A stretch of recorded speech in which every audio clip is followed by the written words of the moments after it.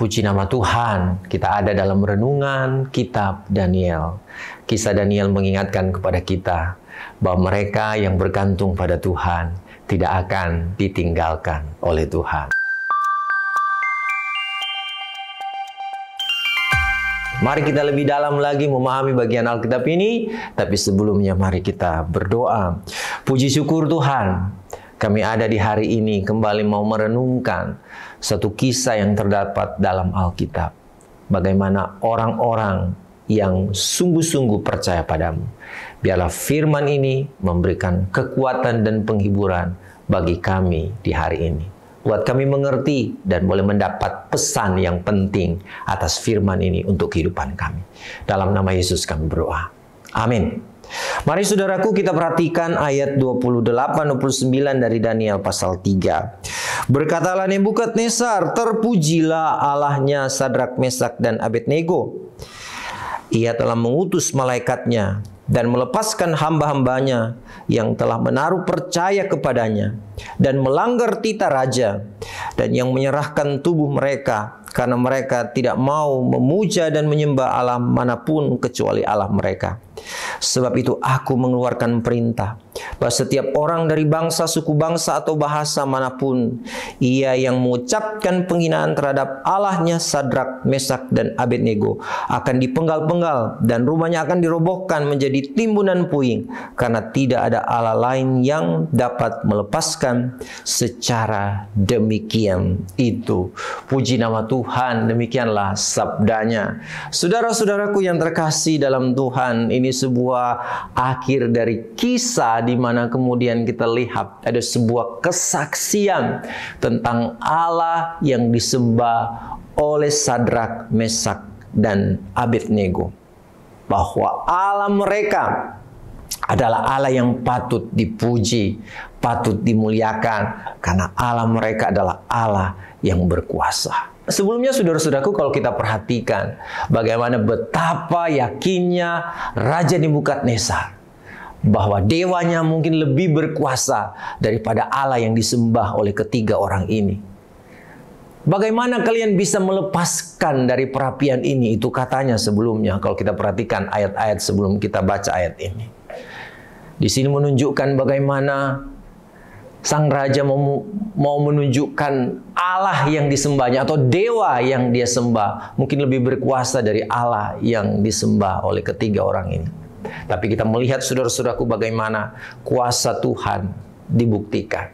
Sehingga ada kesaksian yang kemudian ditunjukkan bahwa tadinya sang raja yang kemudian memasukkan ketiga orang ini ke perapian karena menyembah Allah mereka ini, sebalik malah raja ini yang memuji Allah dari ketiga pemuda ini. Saudaraku yang terkasih di dalam Tuhan kita Yesus Kristus, bagaimana kita bisa menyaksikan Allah yang kita sembah kepada semua orang, sehingga orang-orang yang tadinya tidak mengenal Allah yang kita sembah bisa mengakui bahwa dialah Allah yang benar. Pengalaman yang dialami oleh ketiga orang ini menunjukkan bagaimana Allah hadir di dalam segala pergumulan kehidupan mereka. Ketaatan, kesabaran, kesalehan yang ditunjukkan ketiga orang ini menjadi sebuah alat kesaksian. Sehingga pada akhirnya orang-orang yang tadinya ragu, bahkan menolak Allah mereka, malah sekarang mengakui bahwa Allah itu benar. Bukankah itu juga yang Tuhan rindukan di dalam kehidupan kita? Bahwa melalui kehidupan kita ada orang yang kemudian mau percaya, biarlah dalam diri kita orang bisa melihat kehadiran Tuhan. Tapi bagaimana orang bisa melihat kehadiran Tuhan dalam hidup kita jika kemudian hidup kita ini tidak menampakkan cara hidup yang sesuai dengan apa yang firman Tuhan katakan?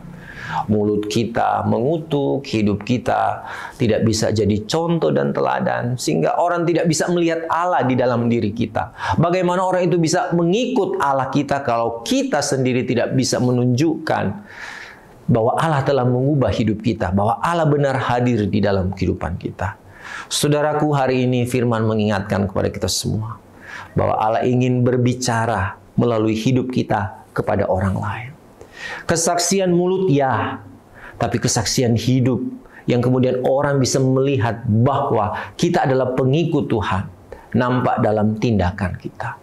Untuk memperkenalkan orang tentang Allah kita, tak harus kita menggunakan simbol-simbol kerohanian, pakai salib lah atau apa, tidak. Ya walaupun di satu sisi hal itu penting, tapi kita tidak boleh mengabaikan juga keteladanan hidup yang pada akhirnya itu lebih banyak berdampak sehingga orang bisa mengikut Tuhan.